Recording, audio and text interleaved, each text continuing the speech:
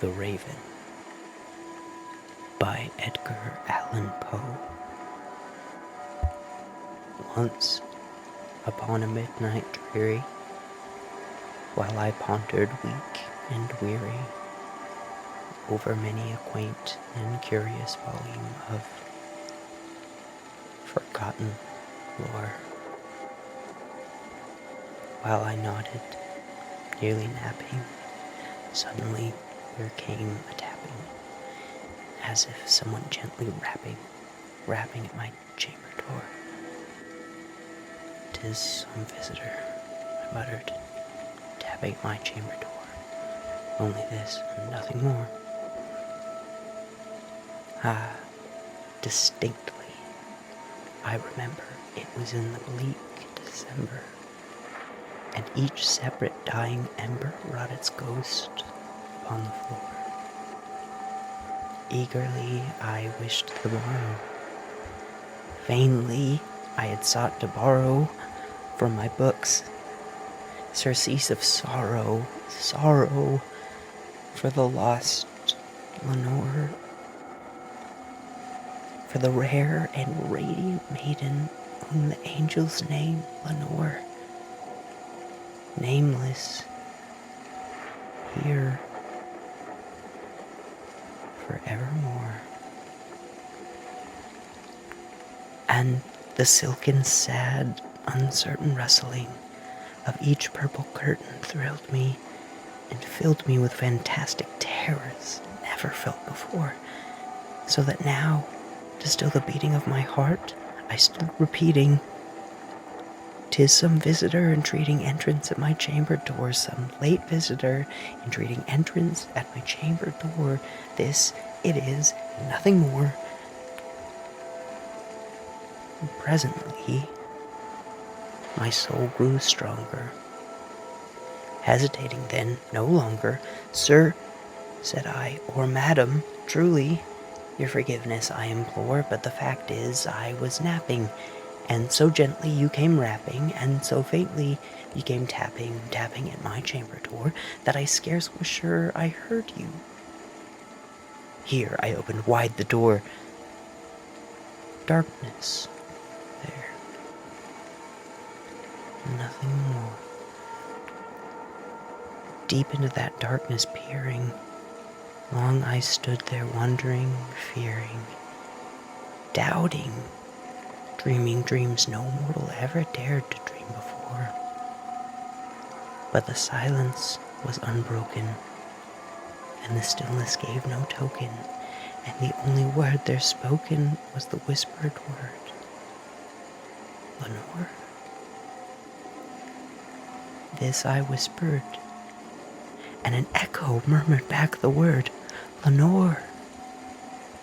Merely this, and nothing more. Back into the chamber turning, all my soul within me burning, soon again I heard a tapping somewhat louder than before. "Surely," said I, "surely that is something at my window lattice. Let me see then where thereat is, and this mystery explore. Let my heart be still a moment, and this mystery explore. 'Tis the wind, 'tis the wind, and nothing more." Open here I flung the shutter, when, with many a flirt and flutter, in there stepped a stately raven of the saintly days of yore.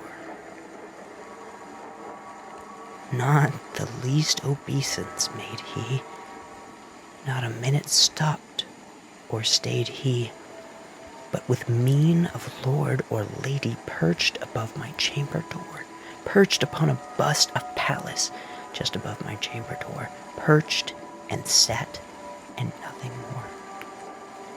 Then this ebony bird beguiling my sad fancy into smiling by the grave and stern decorum of the countenance it wore.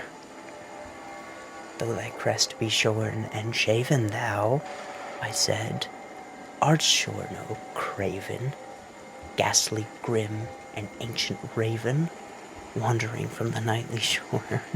Tell me what thy lordly name is. on the night's Plutonian shore? Quoth the raven, nevermore. Much I marveled this ungainly vow, to hear discourse so plainly, though its answer little meaning, little relevancy bore. For we cannot help agreeing that no living human being ever yet was blessed with seeing bird above his chamber door, bird or beast upon the sculptured bust above his chamber door, with such a name as Nevermore. But the raven, sitting lonely on the placid bust, spoke only that one word, as if his soul in that one word he did outpour. Nothing farther than he uttered, nor a feather than he fluttered, till I scarcely more than muttered. Other friends have flown before. On the morrow he will leave me, as my hopes have flown before. And then the bird said, nevermore.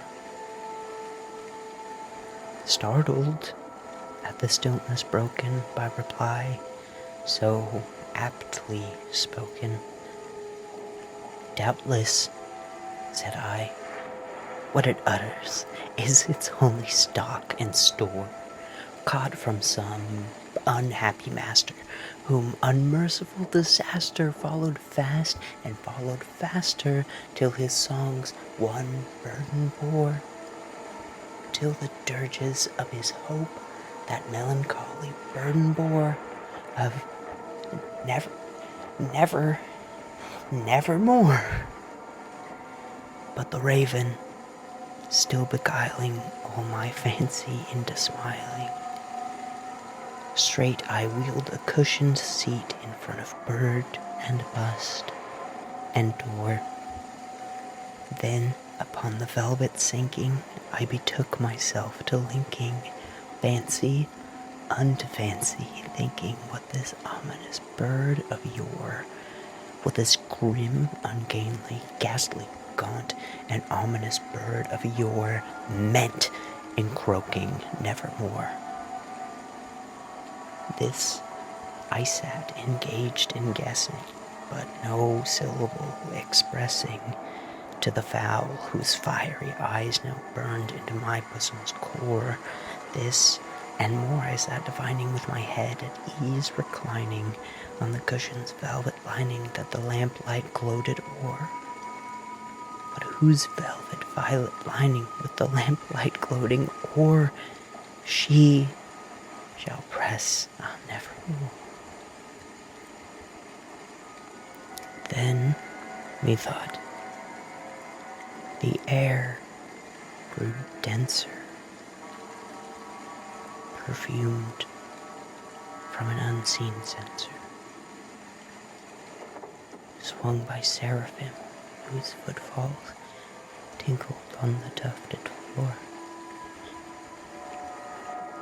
Wretch, I cried, thy God hath lent thee, by these angels he hath sent thee, respite and nepenthe from thy memories of Lenore. Quaff, oh quaff this kind nepenthe, and forget this lost Lenore. Quoth the raven, nevermore.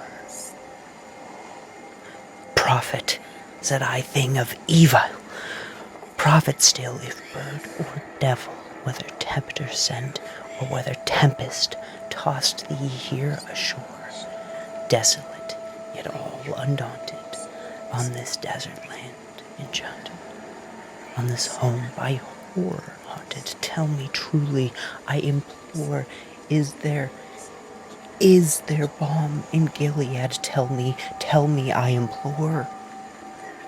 Quoth the raven, nevermore.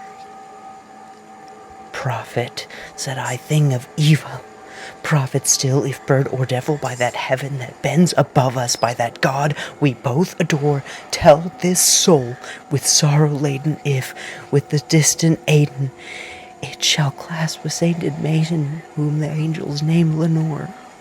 Clasp a rare and radiant maiden, whom the angels named Lenore. Quoth the raven, nevermore. Be that word our sign of parting, bird or fiend, I shrieked, upstarting, get thee back into the tempest and the night's Plutonian shore. Leave no black plume as a token of that lie thy soul hath spoken. Leave my loneliness unbroken. Quit that bust above my door. Take thy beak from out my heart, and take thy form from off my door. Quoth the raven, nevermore. And the raven, never flitting, still is sitting, still is sitting on the pallid bust of Pallas, just above my chamber door. And his eyes have seen all the seeming of a demon's that is dreaming, and the lamplight o'er him streaming throws his shadow on the floor, and my soul from out that shadow that lies floating on the floor shall be lifted nevermore.